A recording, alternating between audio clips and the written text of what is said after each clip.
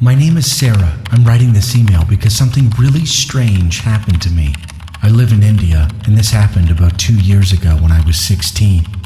I live with my parents and 2 older brothers. In our neighborhood, there are only about 10 houses built in the same style, 2-story houses.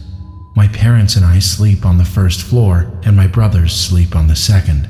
So it was just like any other morning. I woke up and my mom and older brother, Ali, were talking in another room. They were loud, but I didn't really pay attention. I was brushing my teeth and getting ready for school when my brother came into my room and jokingly said, "Want to see a ghost? Come here." I was so confused and a little creeped out. He walked to my parents' room and pointed to the window. "Look." There was a huge road in front of our house, and I saw a man standing in the middle of it wearing a shawl. It was winter and the fog was thick outside, making it hard to see. He was looking to the left where there were bushes and dense trees. It looked like a small forest. My mom was terrified, having never seen him in our neighborhood, but I thought he was waiting for someone. We watched him for about 10 minutes, and what really gave me the creeps was that he just kept staring at the bushes without moving a muscle. Then we shrugged and started getting ready for the day. My older brother Assad used to always take me to college on his scooter, and as we were leaving, I saw the man standing in the middle of the road, still facing the bushes. My brother passed him, and I watched him closely for a few seconds. He was wearing white pajamas and a light brown kurta. His shawl was off-white and covered him from head to knee. I could only see his eyes, and when my eyes met his, a shiver ran through my body. I could only see his eyes, but I could tell he was smiling, and his smile seemed to be a wide grin. I got goosebumps. During the ride to college, I kept wondering, is he smiling at me, or is he smiling at something in the bushes? Once I got there, I quickly forgot about it and focused on my day. I left the university around 3 p.m. and rode home on a 3-wheeler, a vehicle similar to a taxi. I was on my phone the entire ride, and as I neared home, I thought of the man.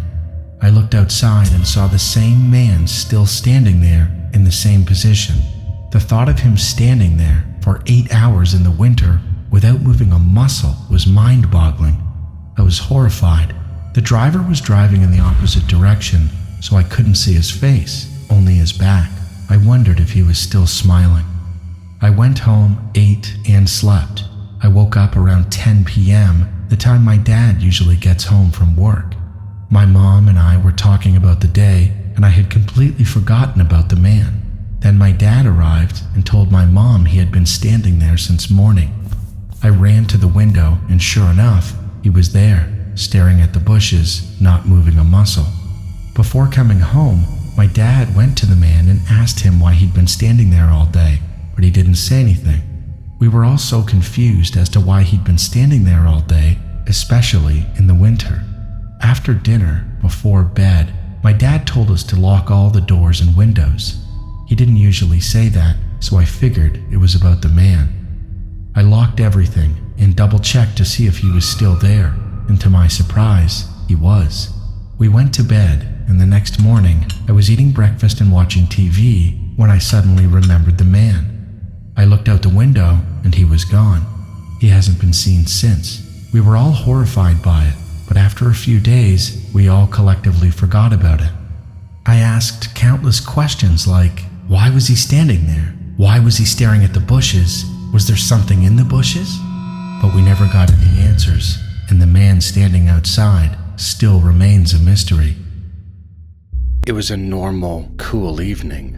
My mom and I were heading to Kohl's to buy some new clothes for me since I had outgrown my old ones. We walked in, and at first, nothing seemed out of the ordinary. At one point, I grew bored of looking at clothes, so I told my mom I was going to explore the store on my own. She nodded and told me to stay close. As I wandered off, I noticed a woman. She was dressed in all black with long black hair, and she was staring right at me. Her eyes were wide open, black eyeliner streaked down her face. Her eyes were so wide it looked unnatural. A wave of fear hit me. I frantically looked around for my mom. When I couldn't find her, panic started to set in. Then I turned back. The woman was even closer, smiling, that same unsettling, creepy smile. I was so scared I couldn't even think straight. I didn't have a phone, so there was no way to call my mom for help. Thinking quickly, I darted into the clothing racks, trying to hide. Then a hand grabbed my shoulder. I stifled a scream and spun around. It was my mom. Relief washed over me, even as she scolded me for running off, but her words barely registered. My mind was locked on the woman. The woman could still be out there, watching, waiting. Then, my mom's tone shifted. Her face grew more serious. She asked if I had seen a woman with long black hair and wide eyes. My heart skipped a beat. She had just described the exact woman I'd seen. I told her yes, that I had seen her and that I was terrified. My mom nodded. She quickly paid for our things and we left. Nothing happened after that, but the image of her never left me. Her eyes, her wide smile, even now, it still gives me chills. My name is Zama, and I'm from South Africa. In August of 2024, something terrifying happened to us. I live in a 2-bedroom apartment in a block of flats with my 9-year-old daughter Coco. One Sunday at 2:30 a.m., we were fast asleep with all the lights off, as we usually are. Then I suddenly woke up to the sensation of someone reaching for my tablet right beside me. At first, I thought it was my daughter Coco. She often grabs the tablet when she can't sleep. But then I realized something was very wrong. There was an unknown man in our apartment. I'm a light sleeper, especially where my daughter is concerned. So I screamed as loud as I could and grabbed him. I think my sudden reaction made him freeze for a moment. He already had my iPhone in his hand, the one Coco had been using earlier that evening. We started fighting, and as we struggled, we both fell on top of my daughter, who was still asleep. I was terrified, thinking if he overpowered me, he'd go for her next. I pushed him out of my room and into the living room. I was just trying to get him out. In a panic, I grabbed pots and pans and threw them at him, anything I could find. Finally, he backed away, opened the door, and ran out. I was in shock, thinking the door must have been unlocked, but later discovered he had crept in through the bathroom window.